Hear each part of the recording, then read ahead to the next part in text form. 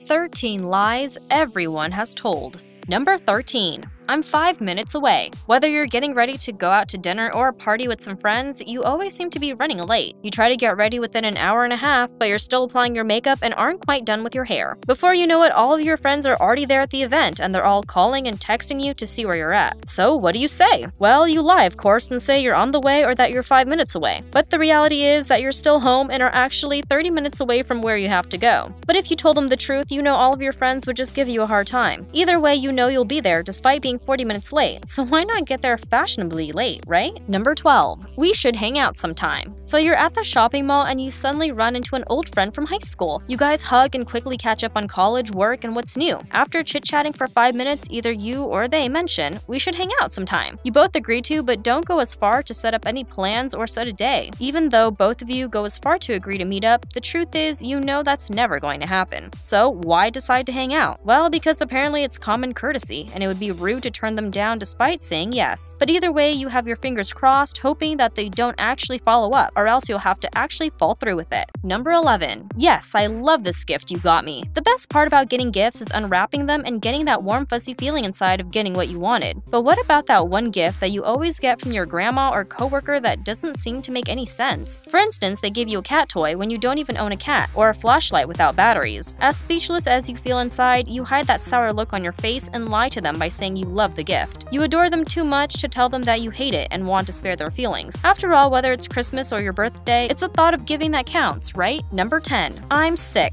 It's just one of those days when you woke up on the wrong side of the bed, or you just really don't want to go to work because you're feeling under the weather. Whatever the reason, we've all been in that situation where we've called off or turned down plans and told them we felt sick. Telling the truth that you didn't want to come would just make you look bad, so you simply had to respond with this little fib. Besides, what they don't know won't hurt them, right? Just make sure you're not spotted out in public by someone you know that will alert others that you weren't really sick and saw you grabbing lunch or shopping at the mall. Number 9. I'm only going to buy this one thing. You go to the mauler store expecting to buy that one thing you need, except you walk out with 5 bags and buyer's remorse. It can be hard for anybody to just window shop or ignore those pair of shoes when they're calling out your name. But we've all done it. Temptation can be dangerous, but lying is much worse. If you're on a tight budget or trying to save some cash, but deep down inside you know you can't resist shopping for clothes or a new purse, then you might want to have somebody else make a trip to the store for you. Or you can also bring just enough money to buy that one thing and hide your credit card at home for the time being. Number 8. I'm going to the gym today. You've signed up for the gym and you feel pumped and excited to work out. The first week has been great. You feel a little sore but nevertheless driven. But once the 3rd and 4th week rolls around, you tell yourself that you're going to the gym only to wind up on the couch and watching TV instead. So where did things go wrong? Don't worry, you're not the only one. It can be tough to feel motivated to go to the gym every week when you have work, bills, and other errands too. You either feel too tired or too lazy. But honestly, by pushing yourself and getting into a mindset of what you want and how you're going to achieve your dream body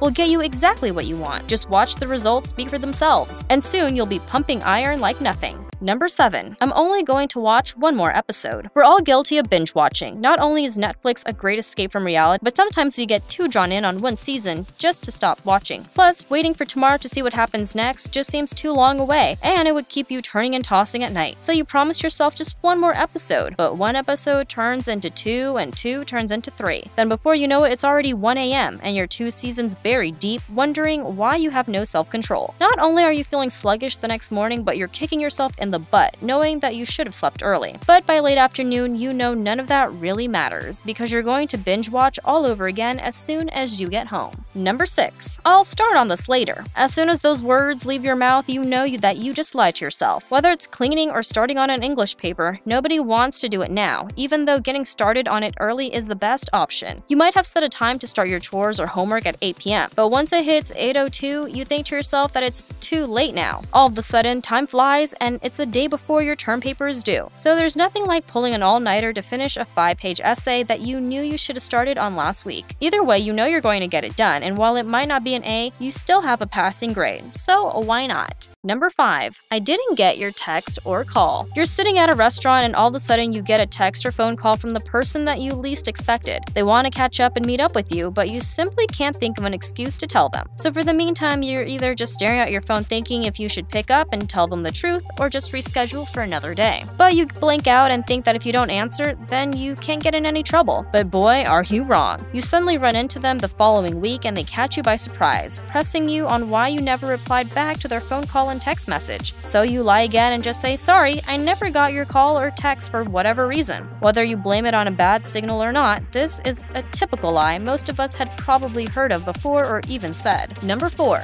I'm only staying for one drink. You've had a rough day at work and decided to make your way to the bar down the street and have a few drinks with some friends. No harm in that, right? Sure, until things start to get too crazy. Before you know it, several more people show up and it's become a party. It's not what you had in mind, so you promise only to have one drink, then bounce out of there. But everyone starts pressuring you to stay and buying you shots and you just can't resist. Besides, how can you turn down free drinks, right? Soon, just one drink turns into 5 and you're feeling a little tingly inside and it's 2 hours later. So much for one drink. But you lie to yourself and say that it's not every day that you're out having fun with your friends, so it must not be that bad. And it's okay because sometimes life comes at us too unexpectedly and too fast. Number 3. I can give up blank cold turkey. So you're trying to quit smoking or junk food and you think the best solution is to quit cold turkey. However, you find yourself taking a smoke break more than once a day or snacking on some ice cream after dinner. So cold turkey didn't work, and that's okay because it might not be the best option for everyone. If you really want to kick that bad habit forever, it might be best to slowly wean yourself off of it little by little, instead of trying to quit cold turkey when you can't. Sometimes quitting cold turkey might create more of an addiction than actually quitting to help you, so don't lie to yourself to feel better. Just take it slow and think baby steps. You'll get there eventually. Number 2. I'm over my ex. Breakups are painful and no one wants to admit the hurt they're still feeling. It's going to take a lot of time before you know that you've actually moved on, but you don't want it to be obvious. So saying that you're over your ex when you're not is actually acceptable because it's a coping process. It's also hard to talk about with others, including family and friends, so saying that you've moved on is sometimes better and easier than opening up those wounds. Everyone moves forward in their own way and their own pace, and only you can make that happen for yourself, so no need to rush or feel pressure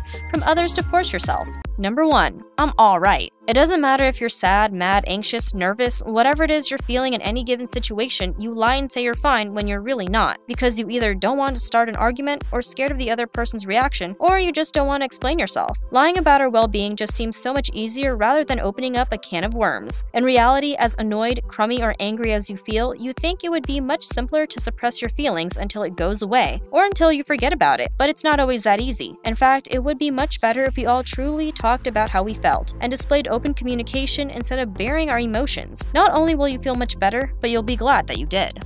If you like this video, please give it a thumbs up. Thanks for watching.